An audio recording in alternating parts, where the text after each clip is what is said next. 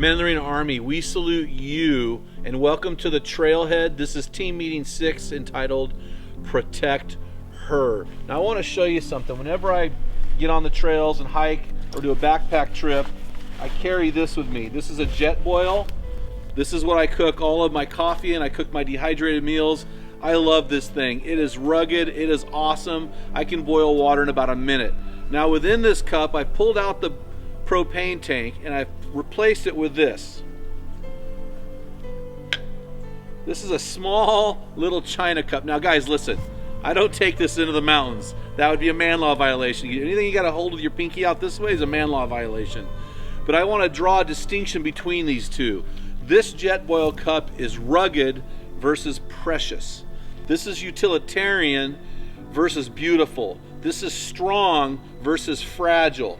This is function versus form. And when I think of this, I go back to the words of the Apostle Peter. He was the only one of the 12 who was actually married.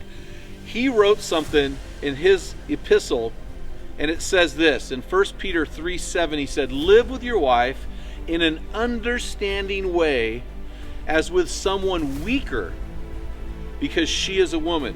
Show her honor as a fellow heir of the grace of life." Now, you probably won't hear a lot of preachers preaching on this topic in this day and age, but this issue of women being weaker, let's talk about that real quick.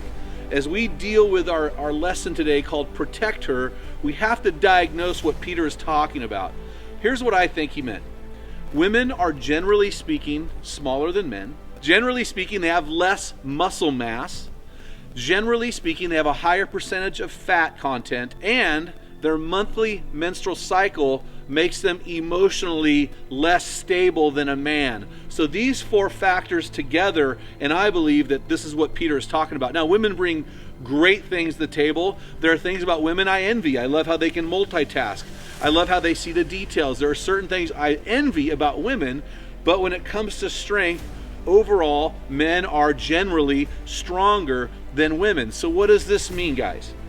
When the Bible says to protect your wife, what does this mean in the context of 1 Peter chapter 3, verse 7? Well, John Eldridge in his book, Wild at Heart, said that every man has three purposes: an adventure to live, a battle to fight, and a beauty to rescue. And my wife is constantly saying to me, let's rescue your beauty. And what she's saying is this: honor me. I know I can open the door, but you open the door. I know I can make coffee in the morning, but make it for me anyway. In 1 Peter 3:7, Peter says to live with your wife in an understanding way. So men, we have to seek to understand our wife and to understand what makes her tick. We need to honor her as a fellow heir. How can we outlove our wives? How can we outserve our wives? How can we build guardrails around her to make sure she is shown honor?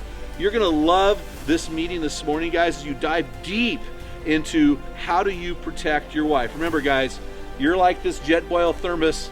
She's like this. So act appropriately. And guys, remember, you need to get this, because when you get this, everyone wins. When you don't, everyone loses. So get out of the anonymous bleachers. Let God put you on display on the arena floor. God bless you.